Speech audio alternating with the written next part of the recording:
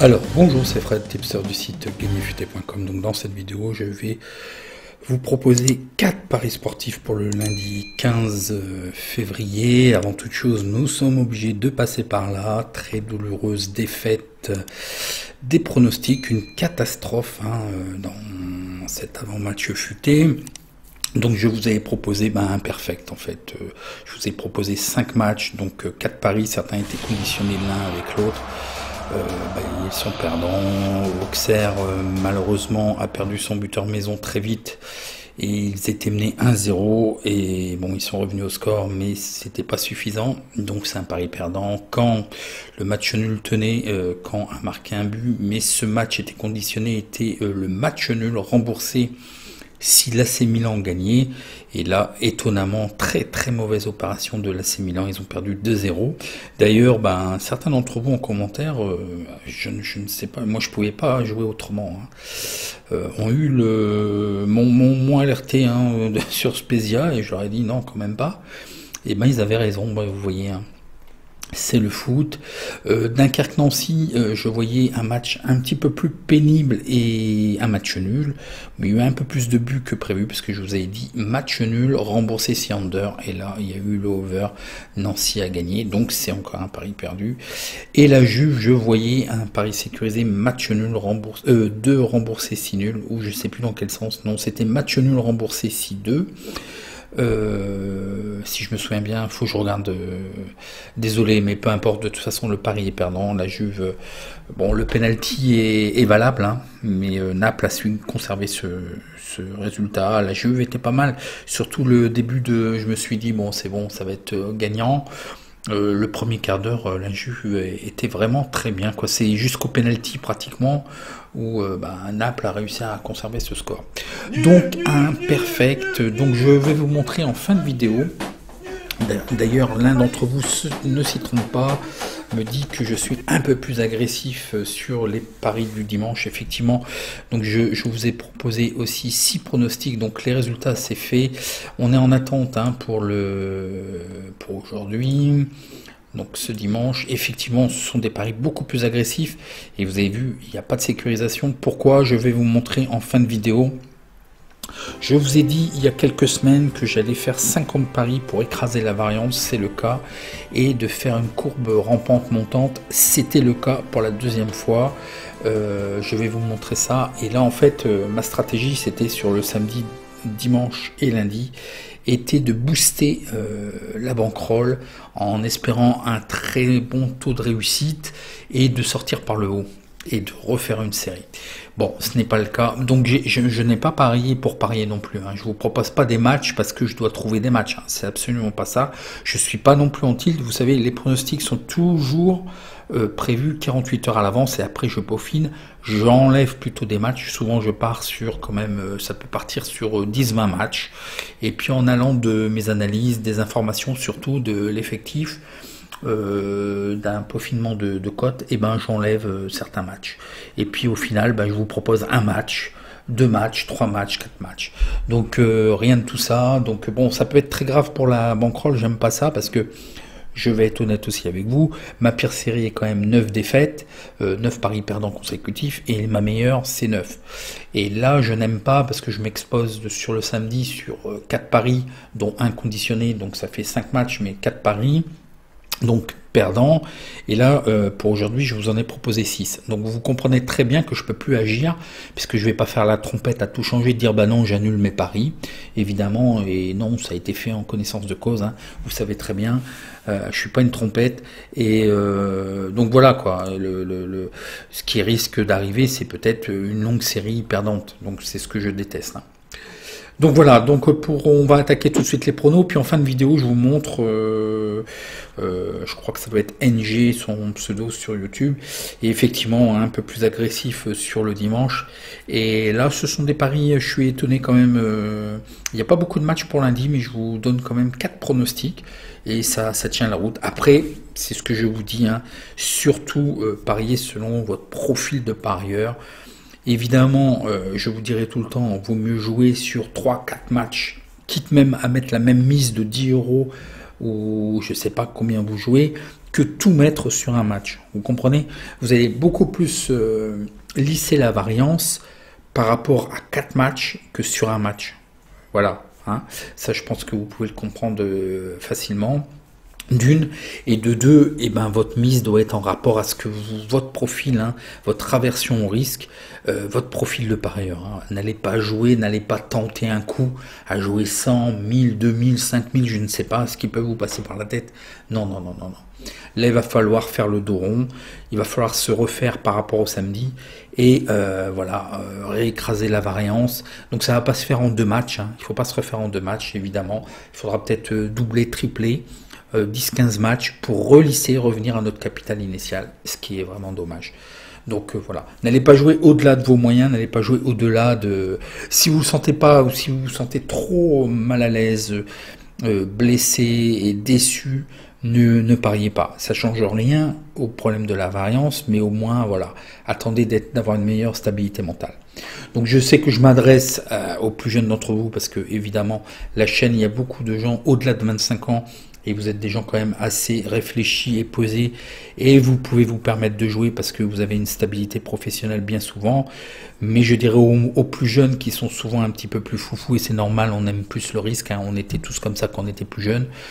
Et surtout là, s'il y en a qui sont étudiants avec les moments difficiles, n'allez pas faire all-in, n'allez pas jouer ce qui vous reste et sur un match ou autre. Je déteste que quand on me demande, ça arrivait beaucoup ce week-end, quel est le match qui me semblait le plus sûr et tout ça. Ça, c'est quelqu'un qui va faire all-in sur un match ou qui cherche à faire du combiné, quoi. Donc je préfère pas.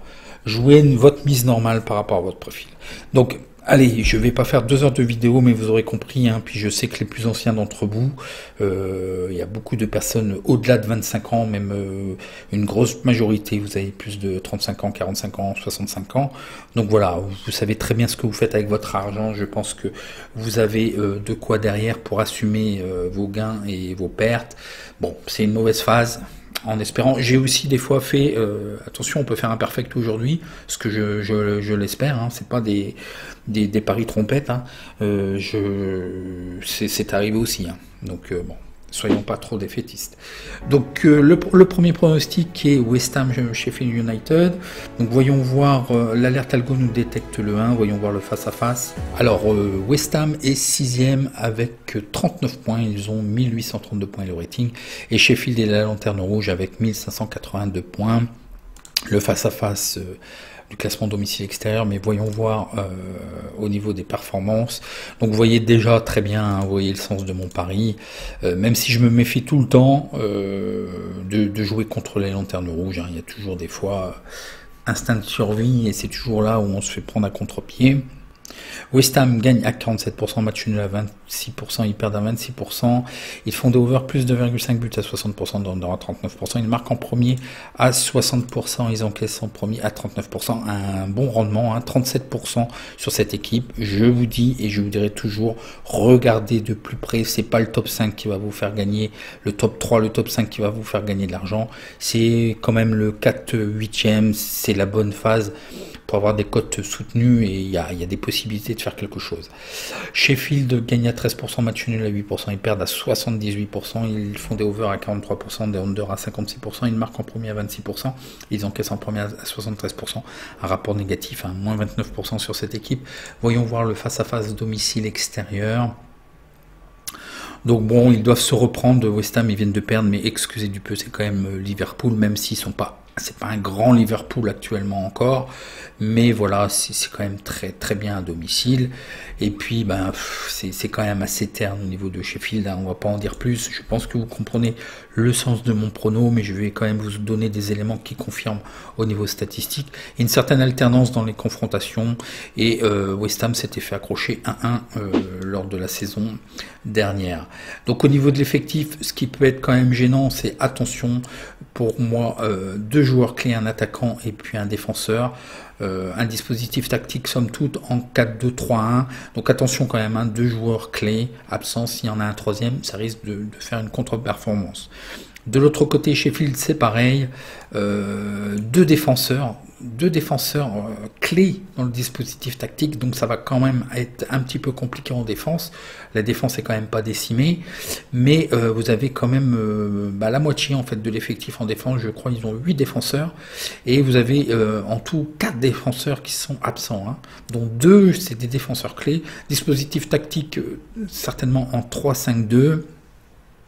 Les statistiques nous disent que West Ham n'a pas perdu dans 11 des 13 derniers matchs à domicile de toute compétition. West Ham a marqué un but et plus à domicile dans les 13 derniers matchs de toute compétition. Sheffield United est sur une mauvaise série de seulement 3 victoires en 26 matchs. C'est pas une série, hein. Là j'ai marqué des conneries. Ils ont tout simplement marqué, dit comme ça pourrait croire que c'est quand même pas mal, mais non, c'est vraiment une mauvaise série. Et il faut plutôt lire, ils n'ont gagné que 3 matchs dans leurs 26 derniers matchs, hein, j'aurais dû l'écrire comme ça. Sheffield United marque en moyenne 0,69 buts à l'extérieur de toute compétition, et Sheffield n'a plus fait de match nul depuis 12 matchs. Donc oui, j'ai oublié de vous montrer, ça gagne ou ça perd en fait, hein. C'est un profil quand même assez comme ça. Les probabilités BTS, le non à 56%, et là c'est pas value, on nous propose 1,67. Le over à 51%, là c'est pareil. Les books ont un petit peu massacré à 1,63.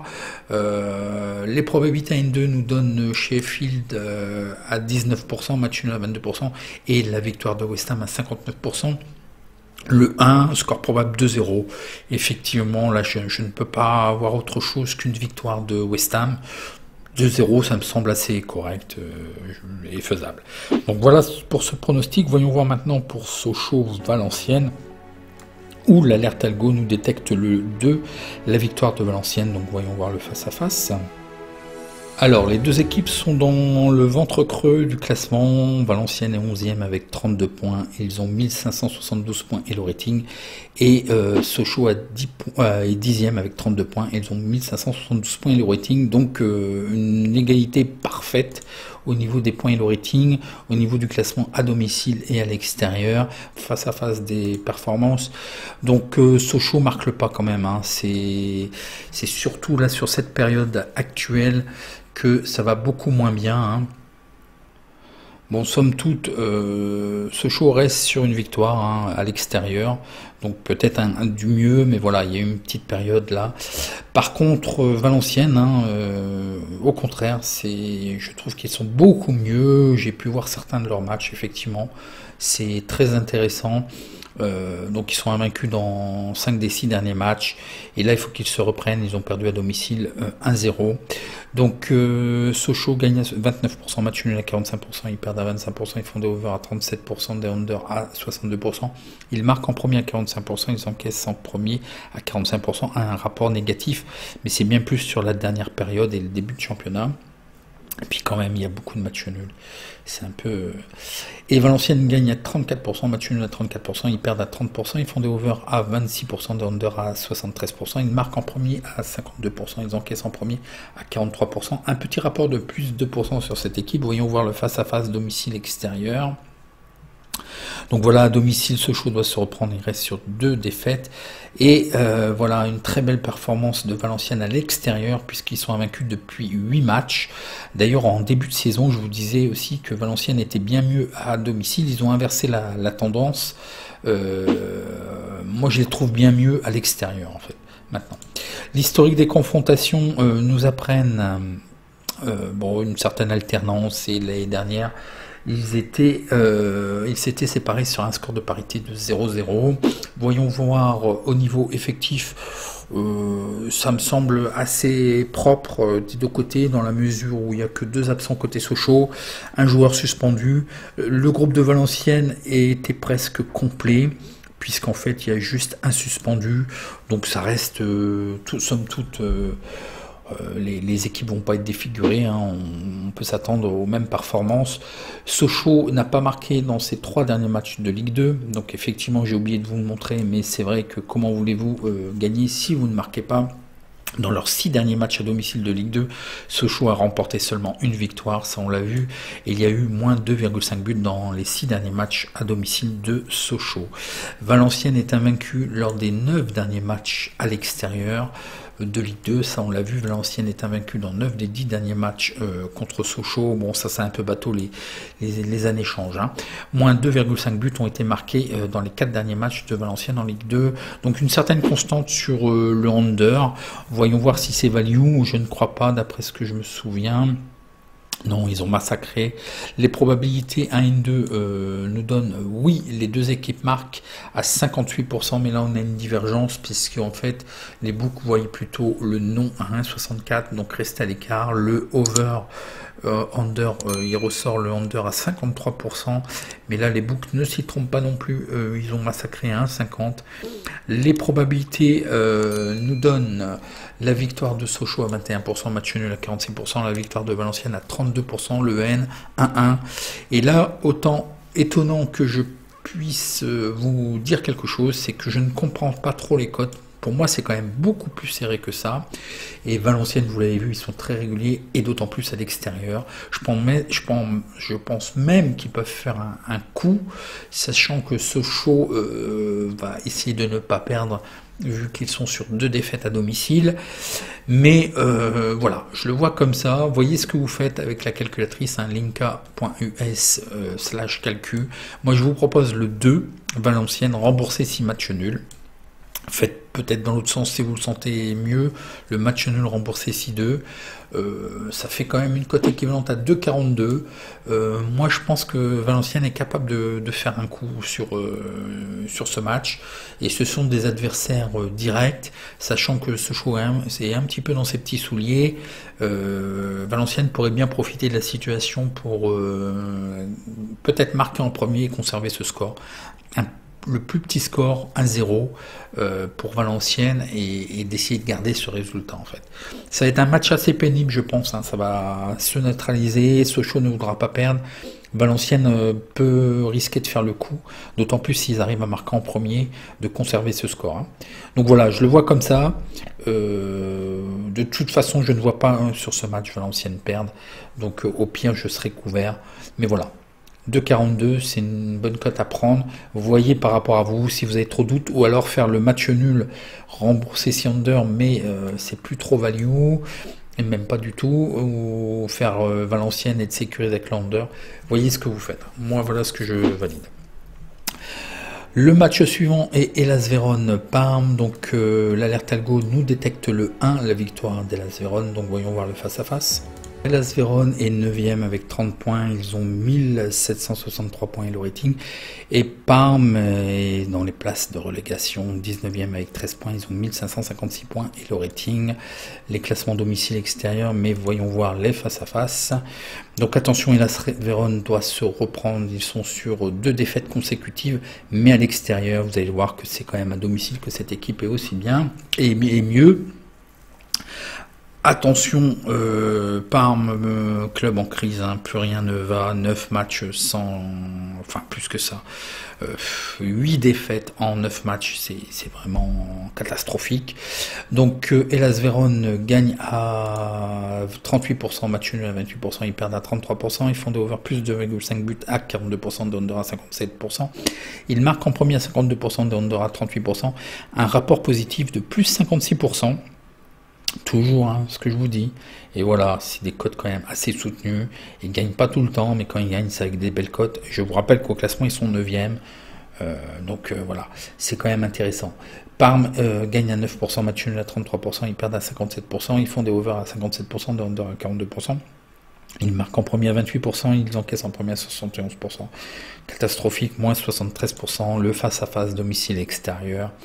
Donc effectivement, beaucoup de mieux, et excusez du peu, hein, ils ont perdu uniquement contre l'Inter Sao Paulo. Sampdoria était quand même à leur portée, mais c'est quand même un très beau parcours à domicile. Hein. Et ils ont gagné précédemment contre Naples à domicile 3-1, et une seule victoire à l'extérieur. Donc vraiment, vous avez compris un petit peu le sens de mon prono, l'historique des confrontations nous disent que Hellas Vérone l'a emporté les 3 dernières confrontations. Voyons voir au niveau de l'effectif. Donc un petit peu gênant quand même, c'est l'absence, suspension du buteur maison d'ailleurs qui est un milieu offensif. Somme toute, l'équipe en 3-4-2-1. Je pense que le rendement sera quand même assez proche d'Hellas Vérone. Côté Parme, un attaquant faisant partie du dispositif tactique, et par contre il y a 3 joueurs incertains, dont un défenseur qui fait partie du dispositif clé, c'est toujours quand je mets un astérix, un dispositif tactique en 4-3-3. Voyons voir les statistiques particulières que je vous ai trouvées. Dans leurs 4 derniers matchs à domicile en Serie A, d'Hellas Vérone, il y a eu plus de 2,5 buts de marqués. Hellas Vérone a marqué au moins un but et plus dans les 5 derniers matchs de Serie A, et Hellas Vérone a encaissé un but et plus lors des 5 derniers matchs à domicile. Donc ça marque, mais ça encaisse. Parme a remporté seulement une victoire dans les 18 derniers matchs. Aucun but n'a été marqué dans les 3 derniers matchs en Serie A. Donc c'est impossible de gagner si on ne marque pas. Parme a perdu par 2 buts et plus lors des 3 derniers matchs, et lors des 17 derniers matchs à l'extérieur de Serie A, Parme a encaissé un but. Donc il encaisse tout le temps un but. Donc il va y avoir quand même des buts. Le BTS, les 2 équipes marquent. Donc là, bizarrement, il y a une divergence. 59% pour le oui, mais les books voient plutôt le non à 1,67. Donc restez à l'écart. Le over, le under nous donne le over à 59%. Et bizarrement aussi, il y a une divergence. Les books nous proposent plutôt le under. Vous avez vu quand même que Hellas Vérone a tendance à encaisser un but, donc Parme est peut-être quand même capable d'encaisser, certes, mais d'en marquer un. Donc les probabilités ne s'y trompent pas trop, dans la mesure où ils voient 54% la victoire de Hellas Vérone, match nul à 25%, la victoire de Parme à 21%, le 1, un score probable de 2-1. Effectivement, on sera certainement dans ces eaux-là, 2-1, 2-0. C'est difficile de se prononcer sur les over-under, sachant qu'on a des divergences avec les books, mais ce que je vous propose, c'est tout simplement la victoire d'Hellas Vérone. Donc le 1, une cote de 2,03 qui me semble tout à fait convenable et correct. Ça représente bien un petit peu la physionomie du match, en espérant que ça passe. Voyons voir le match suivant qui est Toulouse-Ajaccio. Donc l'alerte algo nous détecte le 1, la victoire de Toulouse. Voyons voir le face-à-face. Alors Toulouse est 3e avec 46 points, ils ont 1703 points et le rating, et Ajaccio est dans le ventre creux du classement, 12e avec 32 points, ils ont 1609 points et le rating. Le face-à-face du classement domicile extérieur, mais voyons voir plutôt les performances.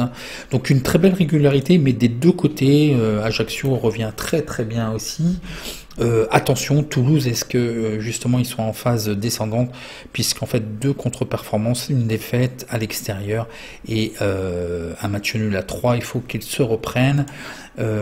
Toulouse gagne à 54%, match nul à 29%, perdent à 16%, ils font des over plus 2,5 buts à 54%, des under à 45%, ils marquent en premier à 58% et ils encaissent en premier à 33%, un bon petit rapport de 37% sur cette équipe. Pour ce qui est d'Ajaccio, ils gagnent à 33%, match nul à 33%, et ils perdent à 33%, comme ça c'est clair. Ils font des over à 25%, des under à 75%, ils marquent en premier à 54%. Ils encaissent en premier à 45%, un rapport négatif de moins 10%, mais c'est plus sur leur début de saison. Là, c'est quand même beaucoup mieux côté Ajaccio, donc attention quand même. Le face-à-face domicile extérieur, Toulouse est sur une série de 4 victoires à domicile. C'est vraiment à domicile que Toulouse font vraiment leurs points. Une certaine alternance côté Ajaccio. Après 6 matchs sans victoire, ils viennent de renouer avec la victoire contre Sochaux. Donc attention.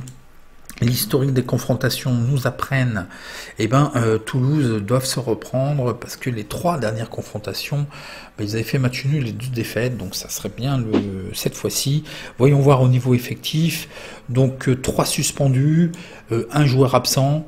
Ça reste assez convenable. Alors côté Ajaccio, 2 joueurs blessés. Et puis 3 joueurs qui seraient absents, j'ai pas pu déterminer les raisons.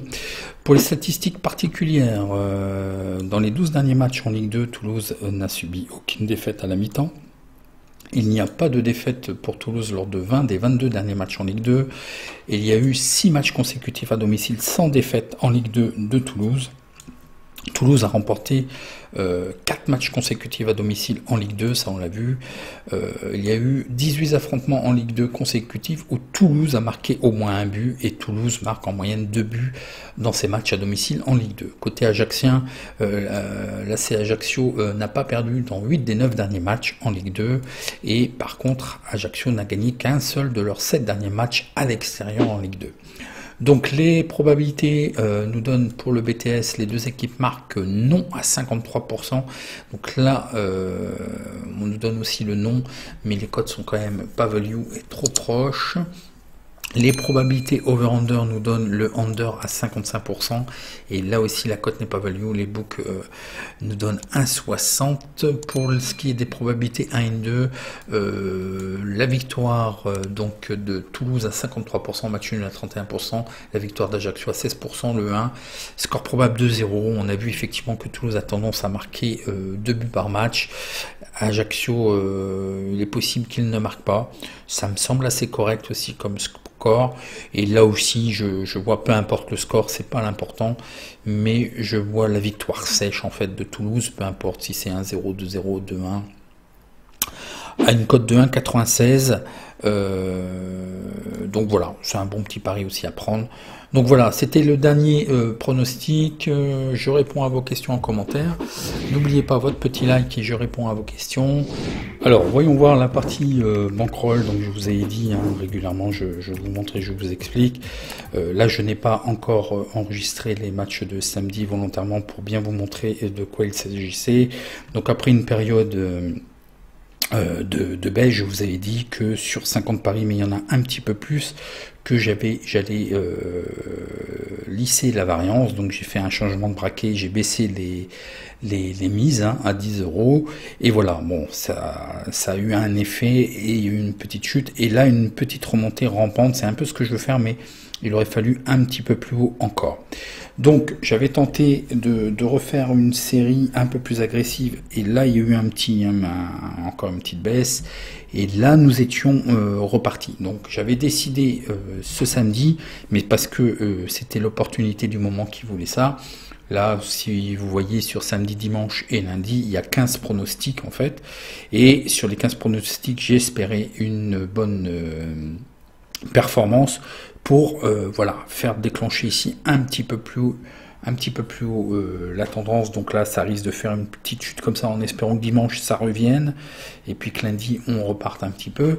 Mais je voulais faire un changement de braquet après ça, vous informer que je rechangeais de système de mise, et de revenir à 30 € pour rebooster par le haut en fait, c'est ce qu'il faut faire. Donc vous voyez, j'ai quand même bien lissé la variance, là il y a une période, je pensais 50 paris, mais il y en a un petit peu plus, mais voilà, vous voyez, c'est pratiquement plat, parce que là j'ai zoomé en fait, mais en fait par rapport à la courbe globale, ça fait pratiquement quand même un lissage en fait, Donc voilà, c'était cet aspect-là que je voulais vous montrer. Si vous avez apprécié, un petit like, et puis je réponds à vos questions en commentaire, et je vous donne rendez-vous pour la Ligue des Champions, la vidéo de demain. Et puis bon match, en espérant faire mieux.